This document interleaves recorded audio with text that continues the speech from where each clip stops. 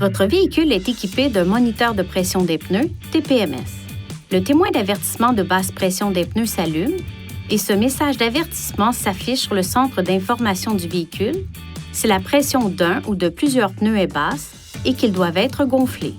Gonflez les pneus concernés à la pression à froid recommandée sur l'étiquette des renseignements sur les pneus et le chargement.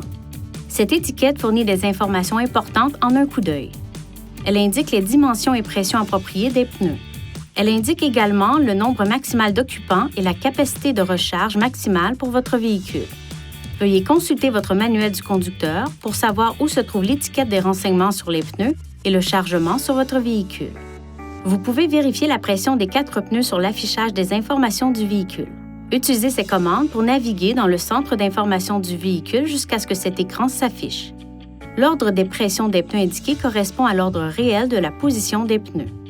Lorsque de l'air est insufflé dans un pneu sous-gonflé, le TPMS avec signal de pression adéquate émet des signaux visuels et sonores à l'extérieur du véhicule pour vous aider à gonfler les pneus à la pression à froid recommandée.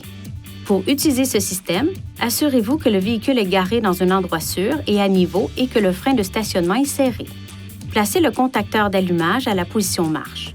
Ne le mettez pas en mode prêt pour la conduite. Ajoutez de l'air dans le pneu et au bout de quelques secondes, les feux de détresse commencent à clignoter. Si les témoins des feux de détresse ne clignotent pas dans un délai d'environ 15 secondes après le début du gonflage du pneu, le signal de pression adéquate ne fonctionne pas. Une fois la bonne pression des pneus atteinte, le klaxon retentit une fois et les feux de détresse cessent de clignoter.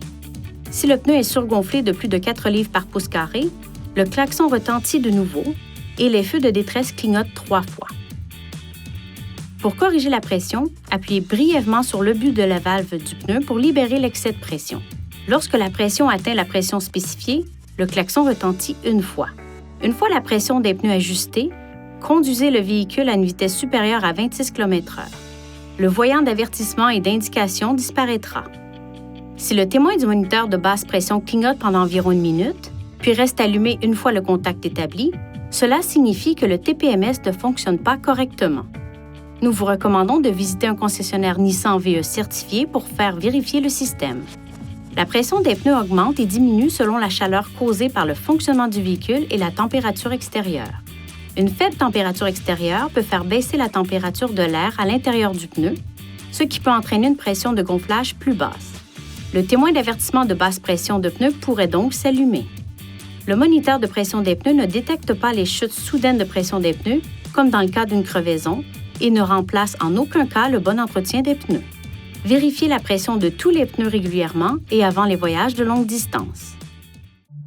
Veuillez consulter le manuel du conducteur pour obtenir des renseignements importants concernant la sécurité et les limites du système et pour en savoir davantage au sujet de son utilisation et de ses caractéristiques.